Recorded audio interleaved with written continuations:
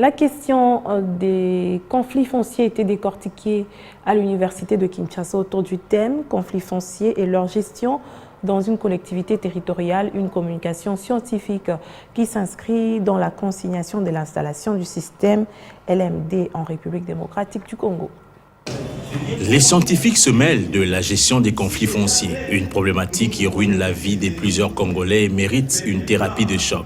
Pour être en marge avec le système éducatif LMD qui tend à s'établir, l'Université de Kinshasa a décidé d'organiser hebdomadairement une conférence scientifique. Ce qui explique cette communication scientifique sur les conflits fonciers et leur gestion territoriale.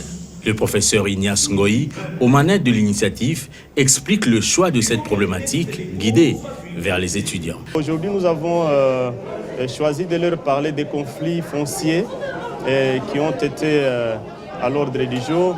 C'est vrai, la Direction générale des recettes administratives, judiciaires, domaniales et des participations s'occupe de plusieurs faits générateurs, mais quelques faits sont mobilisés et les autres ne le sont pas. C'est ce qui avait d'ailleurs été l'objet de notre thèse. Nous avons voulu essayer de renforcer encore, de fouiner davantage pour parler des recettes domaniales et nous avons choisi les conflits fonciers qui sont les plus élevés selon les statistiques que nous avons retrouvées dans les tripés.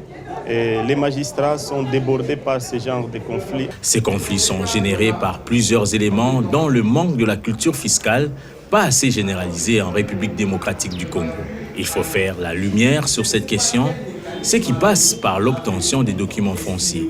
Pour avoir les documents fonciers, on s'adresse au conservateur des titres immobiliers qui représente la République. C'est ce dernier qui doit donner le travail au cadastre par une lettre qu'on appelle demande de travaux.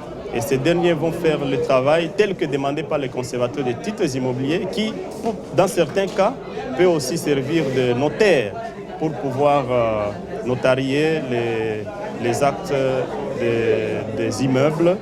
Et ainsi, après, le cadastre vient donner le rapport au conservateur qui peut, en ce moment-là, établir le contrat de location ou encore le certificat d'enregistrement selon les cas.